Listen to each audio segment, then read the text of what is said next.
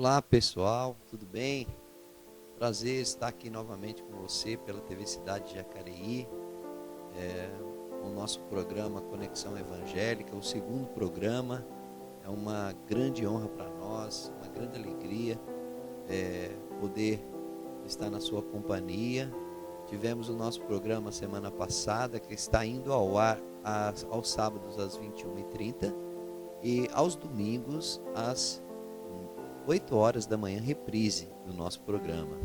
Semana passada foi uma bênção, o primeiro programa, e agora nós estamos de volta aqui para realizar o segundo programa, está na sua companhia. Quero agradecer toda a equipe do programa, a reportagem, Luiz Carlos e Juliana, ao nosso câmera aqui o Tiago, a Mariana, nossa apresentadora, o presbítero Walter, que deu faz a parte de editorial, né? E o Alan, que produziu esse estúdio, que fez a nossa vinheta, e ao nosso apoio cultural, que é a oficina do Douglas, a Biela Motors e também a Farmacom, que está nos apoiando nesse projeto da Palavra de Deus sendo espalhada em Jacareí pela TV Cidade. Glória a Deus por isso. Então, nós tivemos a nossa enquete, né? E a nossa equipe de reportagem foi às ruas de Jacareí para saber a opinião do cidadão jacareense a respeito dessa grande polêmica.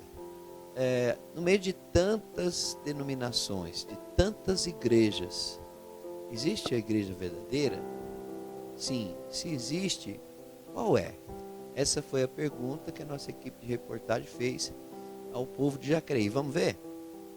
Pastor, a gente está aqui agora com o Carlos. Na sua opinião, qual é a igreja certa para você? Olha, acredito que a melhor igreja seja o templo budista, o budismo de Nichiren Daishonin, porque é uma religião complexa e que, assim, acredita na lei que move o universo. Então, por acreditar na lei que move o universo, é uma religião que é boa para todos e não prejudica ninguém, entendeu? Essa foi a resposta do Carlos. Carlos, a gente agradece sua participação. A gente está aqui agora com a Dona Vera. Dona Vera, nos dias atuais, qual é a igreja certa para você? Testemunha de Jeová. Por quê? Porque elas cumprem o que está na Bíblia, são pessoas honestas, coisa que hoje em dia é difícil, né?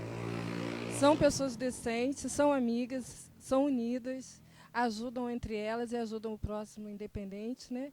E são pessoas que pregam a verdade indo de casa em casa sem ganhar nenhum centavo. Então, não existe dinheiro dentro das Testemunhas de Jeová, como na maioria das igrejas. E não se envolve em política, visto que a política não tem nada de bom, né? Então, quer dizer, no meu conceito, é a única que está dentro dos princípios. Dona Vera, obrigada pela participação. É com vocês, até mais. Ok, então, aí vimos tantas opiniões, cada uma diferente da outra. As opiniões se divergem, né? Mas nós também queremos dar a nossa opinião como cristãos, né? Somos cristãos evangélicos e nós temos algumas considerações para falar a respeito desse tema tão polêmico. Qual é a igreja verdadeira? Afinal de contas, são milhares de denominações no Brasil e em todo o mundo. Mas é o seguinte, para a gente falar a respeito disso, vamos ver primeiramente o que a Bíblia diz a respeito disso. Eu quero abrir a minha Bíblia aqui com você no livro de Mateus, no capítulo 16. Mateus 16, versículos 13 em diante, diz assim a palavra de Deus. Indo Jesus para os lados de Cesareia de Filipe, perguntou a seus discípulos: quem diz o povo ser o Filho do Homem? E eles responderam: uns dizem João Batista, outros Elias, outros Jeremias ou algum dos profetas. Mas vós, continuou Jesus falando, quem dizeis que sou? Respondendo Simão Pedro disse: tu és o Cristo, o Filho do Deus vivo? Então Jesus afirmou: bem-aventurado és tu, Simão Barjonas, que não foi carne e sangue que o revelou, mas meu Pai que está no céu é que te revelou. Versículo de número 18 diz: também eu te digo, tu és Pedro, e sobre esta pedra edificarei a minha igreja, e as portas do inferno não prevalecerão contra ela. Dar-te-ei as chaves do reino dos céus. O que ligares na terra será ligado nos céus, e o que desligares na terra terá sido desligado no céu. Ok. Jesus está dando uma resposta às perguntas que ele mesmo fez aos discípulos. Ele perguntou para os discípulos, quando ia caminhando para o lado de Cesareia, perguntando: quem diz as pessoas ser o Filho do Homem? Ou seja, Jesus estava perguntando o que as pessoas, qual era a opinião das pessoas a respeito dele. E aí então, e quem essas pessoas achavam que ele era? E aí a resposta dos discípulos foi: alguns pensam que o Senhor é João Batista, outros pensam que o Senhor é Elias, outros pensam que é Jeremias ou alguns dos profetas. Jesus perguntou: e vocês? Aqueles que estavam andando com ele, os 12 discípulos a quem ele havia comissionado, a quem ele havia chamado, quem vocês dizem que eu sou? Pedro, como sempre tomando a frente, afoito, impulsivo, tomou a palavra e disse: tu és o Cristo, o Filho do Deus vivo. Então Jesus replicou a Pedro: você é bem-aventurado, Pedro, porque não foi carne, não foi sangue que te revelou, mas foi meu Pai que está nos céus quem revelou você. Porém, no versículo 18, Jesus disse assim: também eu te digo que tu és Pedro, e sobre esta pedra, eu quero que você preste atenção agora, versículo 18, tu és Pedro, e sobre esta pedra edificarei a minha igreja, diz o Senhor, e as portas do inferno não prevalecerão contra ela. Ok, então Jesus está agora dizendo para Pedro: Pedro, você é feliz, não foi carne, isso não veio de você mesmo, não veio do sangue, não veio da carne, não veio da sua mente, não veio do seu intelecto, mas foi o próprio Deus, o Deus Pai, que revelou você quem sou eu. Eu sou o Cristo, o enviado de Deus para a salvação dos seres humanos. E aí Jesus diz para ele: você é Pedro, você é Petros, e sobre esta pedra edificarei a minha igreja. O nome de Pedro no grego é Petros, tá? E Petros significa fragmento de pedra, pedregulho. E Jesus está dizendo: sobre esta pedra, pedra é a pedra inteira, pedra não é fragmento, pedra não é pedregulho, pedra é rocha. E ele está dizendo: sobre esta pedra edificarei a minha igreja. Muito bem, duas coisas: Petros, pedregulho, pedras, no plural, e pedra no singular, rocha, aquela que é inteira, ok? Esta é a rocha. Jesus está dizendo: você é Petros, você é pedregulho, você é pedras, fragmento de pedra, mas sobre esta pedra, ou seja, esta rocha, a rocha inteira é Jesus. Então Jesus está dizendo que ele é a rocha e que Pedro é Petros, é pedregulho. E ele está dizendo: é sobre esta pedra, sobre o nome de Jesus, que a sua igreja seria edificada, ou seja, construída a sua igreja. E ele diz mais: sobre esta pedra edificarei a minha igreja. Eu quero dizer a você que a primeira coisa que eu quero te informar, a nossa consideração a respeito desse tema polêmico, o nosso ponto de vista, primeiramente, que a igreja não tem um dono. Ninguém pode monopolizar a igreja, apesar do homem vir tentando monopolizar a igreja desde a sua existência até hoje. O homem vem tentando monopolizar a igreja, tentando ser o dono da igreja, tentando fazer com que a igreja seja algo comercial, mas não é.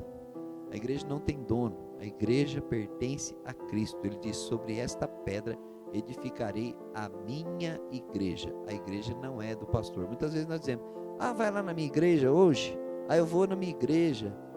O outro: e a sua igreja? Não, a igreja não é sua, a igreja não é minha. Isso é força de expressão.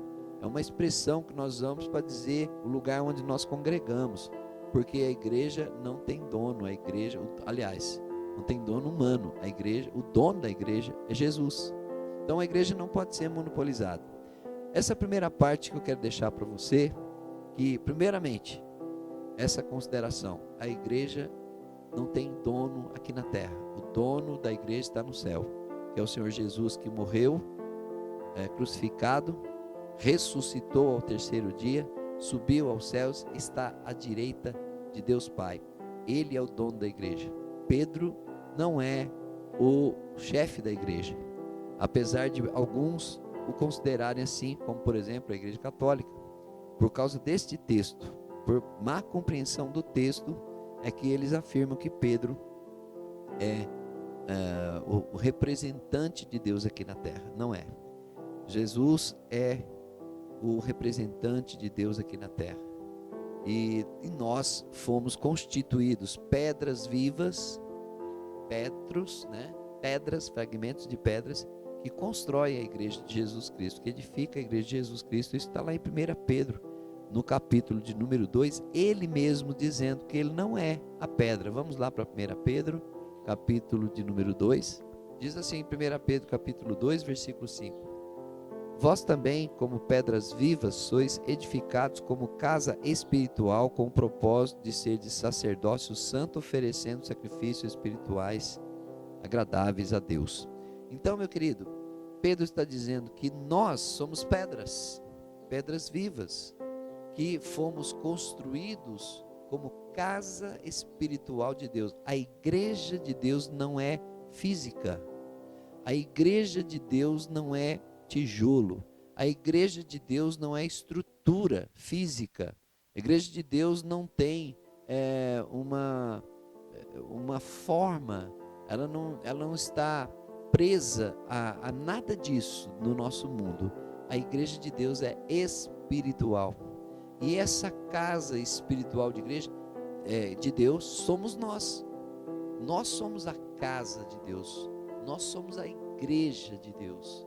Quem é a igreja de Deus? Aquele que confessa que Jesus Cristo é o Senhor da sua vida, que tem como base a pedra, que tem como fundamento a rocha, que está alicerçado sobre a pedra que é Jesus Cristo e o evangelho dele, do Senhor Jesus. Então nós somos pedras vivas, que entrelaçados, ou seja, uns aos outros, construímos a casa de Deus, a casa espiritual de Deus. Então nessa primeira parte eu quero deixar isso para você, que igreja não tem dono humano, o dono da igreja é Jesus. Ele diz, tu és Pedro, e sobre esta pedra edificarei a minha igreja. Amém? Então não tem pastor, não tem bispo, não tem apóstolo, não tem diácono, não tem obreiro, não tem nada nesse mundo que possa dizer a igreja me pertence. Nós podemos sim dizer nós pertencemos à igreja, nós podemos sim dizer nós somos a igreja, mas não podemos nunca dizer a igreja nos pertence, ou a minha igreja é a igreja verdadeira, ok? Essa é a primeira parte. A gente vai conversar um pouco mais sobre isso no decorrer do programa. Então, fique com a próxima parte do programa, que é a palavra de Deus ministrada ao seu coração. Amém? Deus te abençoe.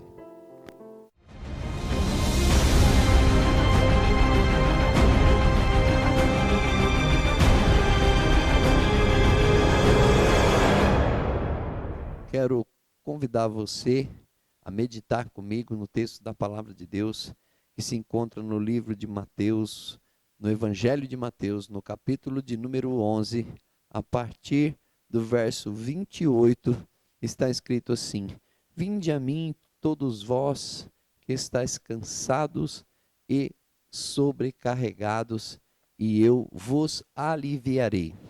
Versículo 29 diz: Tomai sobre vós o meu jugo, e aprendei de mim, que sou manso e humilde de coração, e achareis descanso para a vossa alma, porque o meu jugo é suave e o meu fardo é leve. Amém. Muito bem. O texto da palavra de Deus diz para mim, para você, é um convite. Vinde a mim. todos vós que estáis cansados e sobrecarregados, e eu vos aliviarei, diz o Senhor Jesus. Pois bem, cansados e sobrecarregados, quantas pessoas não estão se sentindo dessa forma? Cansados com os afazeres domésticos, a dona de casa muitas vezes se afadiga com a preparação da comida dos filhos, levar os filhos para a escola, a roupa para lavar, a roupa para passar, a casa para arrumar, enfim, todas as tarefas domésticas. Cansa ou não cansa? Cansa. A minha irmã que está nos assistindo, os irmãos que estão nos assistindo, sabe disso, que cansa, isso cansa. Então, nós nos sentimos cansados com tantas coisas, com os nossos afazeres no dia a dia, mas também existe aquele cansaço psicológico, aquele cansaço mental, aquele cansaço, aquela fadiga emocional causada pelos estresses da vida, como por exemplo, preocupação com filhos. Eu tenho filhos, eu tenho um casal de filhos, uma filha com 22 anos, um filho com 20 anos. Então, quando eles saem, dependendo do horário, a gente já começa a ficar preocupado. Não voltou até agora, porque isso traz um peso para a nossa vida, um cansaço emocional. Preocupação com a situação na escola, preocupação com o namoro, preocupação com a vida deles com Deus. Nós também nos preocupamos, né? Tudo isso gera na nossa vida um cansaço, um estresse muito grande. E cansaço, muitas pessoas já estão cansadas até de sofrer nos seus relacionamentos. É um relacionamento conjugal que vem conturbado, que vem complicado, que a cada dia vai se complicando mais. A esposa já está cansada de ouvir as mesmas palavras duras, cruéis do marido, os julgamentos, os xingos, ou até mesmo o marido já está cansado de falar com a esposa sobre a mesma situação, os mesmos problemas, os mesmos erros, nada muda. Tudo isso cansa. Sabe que tem pessoas que têm cansaço espiritual também? São aquelas pessoas que se dedicam ao máximo à igreja, aos seus afazeres, ao seu ministério, e que não tiram tempo para ele, e não tiram tempo para um lazer, não tiram tempo para a família. Então isso também gera estresse, isso gera um cansaço muito grande. E Jesus está convidando, e ele, interessante, ele diz: vinde a mim. Essa palavra vinde significa que nós temos que tomar uma atitude, é uma atitude de deixar a condição que nós estamos, deixar a nossa zona de conforto e ir até Jesus. Nós temos que dar o nosso passo, nós temos que dar o primeiro passo. Jesus está dizendo: vinde, ele está fazendo um convite. E ele não coloca acepção de pessoas, Jesus não faz acepção de pessoas. Quem? Todos vós, ele disse, todos vós que estáis cansados, todo aquele que se sente cansado de brigar, cansado de confusão, cansado do pecado, cansado de tantas coisas na vida, a ponto até de desistir, de parar, de dar um basta em tudo. Tem pessoas que estão tão cansadas que pensam até em suicídio para acabar com o problema. Então, cansado da vida, pessoas cansadas da vida, não importa se é lésbica, se é homossexual, se é gay, se é hétero, se é velho, se é criança, se é preto, se é branco, se é negro, se é branco, não importa. Lá em Tiago, capítulo 4, está escrito assim: achegai-vos a Deus, e Ele se chegará a vós. Então, nós temos que dar o nosso passo, nós temos que tomar uma atitude. A atitude que nós temos que tomar para aliviar o nosso cansaço é ir até a pessoa de Jesus Cristo. Como isso, pastor? Como isso? É você atendendo o seu convite, indo até a casa do Senhor para ouvir a sua palavra, indo até a casa do Senhor para ter um encontro real com o Senhor Jesus através da palavra pregada, através da ministração da palavra. Nesse momento você está sendo ministrado a palavra. Esse momento é o momento que você pode ter um encontro com Jesus, se você quiser. É o momento que o Senhor Jesus está te convidando. Jesus está aqui. Ele diz: onde estiverem 2 ou 3 reunidos em meu nome, lá estou no meio deles. Então eu creio plenamente que Jesus está aqui. E Ele está disposto a aliviar o seu cansaço, o seu estresse, a sua fadiga, a sua lamúria. Jesus veio aqui, está aqui para te aliviar. Não importa o tamanho do seu pecado, não importa o grau do seu pecado que você considera, seja grande, seja pequeno.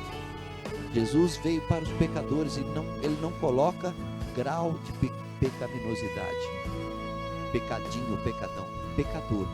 Todos nós somos pecadores e Jesus veio para os pecadores. O Senhor Jesus diz que não vai acabar com os nossos problemas. É isso que Ele está dizendo.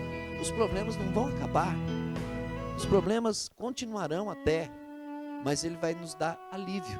Ele não diz: vinde a mim e a sua vida vai ser um mar de rosas. Não, não, porque enquanto nós estivermos vivos, nós vamos ter aflições. Jesus disse isso em João capítulo 16, versículo 33, dizendo: no mundo tereis aflições, mas tem bom ânimo, eu venci o mundo. Então Jesus não está prometendo que quando você vir até Ele, todos os seus problemas serão resolvidos. Não, Ele está dizendo que você vai encontrar alívio. É tão bom esse alívio. Eu imagino assim, você com muita sede, você afadigado, com muita sede, cansado, sabe quando a sua boca está seca, você almeja um copo d'água, não importa aonde essa água está, mas você está à procura dessa água, você precisa beber água, você está com muita sede, e de repente você encontra um copo de água fresquinho, assim, com um copo até suando, aí você toma aquela água gostosa, você sacia sua sede, você encontra alívio, você vai ter sede de novo, não vai? E você vai ter que tomar água de novo. É isso que Jesus está dizendo. Nós temos alívio ali quando nós temos Jesus, mas nós sempre teremos que estar na presença de Jesus para sempre aliviar o nosso peso. Estando com Jesus, nós nunca mais teremos sede de novo, porque Ele é a fonte da água da vida e nós podemos beber dele todo o tempo. Amém? Quem está convidando você para vir até Ele é aquele que mudou a história, é aquele que fez uma divisão na história mundial, na história global, antes e depois de Cristo. Quem é esse que está te convidando? É o próprio Deus, na pessoa de Cristo Jesus, o Criador de todas as coisas. E Ele está dizendo: eu te aliviarei. E Ele disse: tomai sobre vós o meu jugo, porque o meu fardo é leve, o meu jugo é suave, e achareis descanso para a vossa alma. Jesus não cobra nada para nos salvar. Jesus não cobra nada para nos perdoar. Jesus não cobra nada para nos aliviar. Tudo que foi necessário fazer para que todo preço que foi necessário pagar para que eu e você tivéssemos alívio, tivéssemos descanso para nossa alma, está em Jesus. Por quê? Porque Ele pagou o preço do nosso pecado na cruz do Calvário. Ele levou sobre si, conforme Isaías diz, Ele levou sobre si as nossas dores, as nossas enfermidades, os nossos pecados, as nossas iniquidades foram levadas por Jesus Cristo na cruz do madeiro. E diz lá em Isaías que o castigo que nos traz a paz estava sobre Ele, e sobre as suas pisaduras nós fomos sarados. Ou seja, Jesus pagou um preço, carregou aquela cruz pesada, sangrenta e sacrificial por mim e por você, para perdoar os nossos pecados, para nos dar alívio para a alma, porque o pecado não traz apenas cansaço físico, o pecado apenas não traz cansaço mental, psicológico, mas o pecado, ele traz um peso muito grande na nossa alma, o peso da condenação. O salário do pecado, diz Romanos capítulo 6, o salário do pecado é a morte, mas o dom gratuito de Deus é a vida eterna em Cristo Jesus. Aleluia. O Senhor Jesus nos dá alívio do pecado, nos dá o perdão, nos dá a graça. E lá em Romanos ainda, capítulo 10, versículo 17 diz assim: a fé vem pelo ouvir, e ouvir da palavra de Deus. Se com a tua boca confessares a Jesus, em teu coração creres que Ele ressuscitou dos mortos, e Deus ressuscitou dos mortos, será salvo. Nós temos nesse que nos chama, além do alívio dos nossos pecados, além do alívio do nosso cansaço, das nossas fadigas, nós temos nele a vida eterna. Isso significa o que, querido? Que todo o peso do pecado saiu de nossas vidas e foi para a cruz do Calvário. E lá na cruz Jesus levou todos os nossos pecados e nos deu a condição de nos tornarmos herdeiros do reino de Deus, através do seu sacrifício, através de uma aceitação pessoal na pessoa de Jesus Cristo. Então hoje eu quero te convidar a fazer esse convite que o Senhor Jesus está fazendo a mim e a você. Vinde a mim. O Senhor Jesus está dizendo: vinde a mim todos vós que estáis cansados e sobrecarregados. Mas aceite o convite de Jesus. Vinde aquele que criou todas as coisas. Vinde a Jesus. Você vai ter descanso para a sua alma. Mas a alma só tem descanso quando você tem um encontro com este que te convida. Vinde a mim, o Senhor Jesus Cristo, e acharei descanso. Então o acesso para Jesus é livre. Ele é humilde, não é soberbo, não rejeita ninguém. E ele diz: aquele que vem a mim, de modo algum lançarei fora. O convite é para todos. Não importa a sua condição, Deus vai te dar vitória para você sair dessa condição. Aceite o convite de Jesus nesse momento. Abra o seu coração para o Espírito Santo. Deixa Ele transformar a sua vida. Eu quero orar por você nesse momento, meu querido, minha querida. E eu sei que Deus vai fazer uma obra maravilhosa na sua vida, porque o Espírito Santo está falando isso ao meu coração, que Ele está transformando vidas através desse programa, através dessa palavra. Só peço que você feche os seus olhos nesse momento e que você receba essa oração e creia com toda a sua fé, com toda a certeza que Jesus vai te dar alívio, vai te dar descanso e você vai ter vitória sobre essa necessidade que você está passando. Amém? Oremos então. Pai querido, eu quero te agradecer por essa oportunidade de poder falar do Senhor nesse programa. E eu coloco agora a vida do telespectador, da telespectadora aqui da TV Cidade, todos que estão nos assistindo também pelo Facebook ou pelo YouTube. Nós oramos agora, Senhor, pedindo ao Senhor, em nome de Jesus, que o Senhor vá ao encontro de cada um. O Senhor conhece cada vida, Senhor. O Senhor sabe dos problemas que eles estão vivendo. O Senhor sabe o fardo que está sobre os ombros dessa vida, desse irmão, dessa irmã, desse amigo, dessa amiga. Meu Deus, em nome de Jesus, o Senhor tem uma promessa nessa palavra, que o Senhor dará alívio. Então nessa tarde, meu Deus, nesse momento, ou nessa noite, ou nessa manhã, que o Senhor vá de encontro agora, Jesus, a essa necessidade, e que o Senhor, teu Espírito Santo, adentre ao coração dessa vida, e comece agora a mudar, a fazer transformações poderosas nessa vida, Senhor, trazendo descanso, trazendo alívio para a sua alma, dando vitória a Ele. Eu abençoo essa vida agora, como servo do Senhor, como pastor de ovelhas.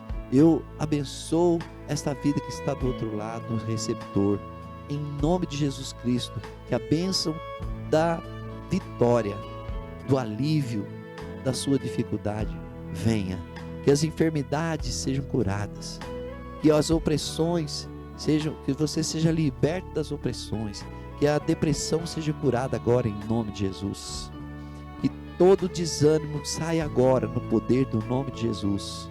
Eu abençoo a sua vida em nome do Pai, do Filho e do Espírito Santo. Amém. Muito bem, querido. Receba essa bênção, receba essa cura, receba a vitória na sua vida, em nome de Jesus. E meu convite é para que você esteja conosco nos trabalhos que estão aqui embaixo na tela. Você pode acompanhar o endereço, horários de culto. Eu te espero lá, ok? Grande abraço, fique com Deus, na paz do Senhor Jesus. Tchau, tchau. Posso crer no amanhã, porque Ele vive, temor não há, mas eu bem sei, eu minha vida.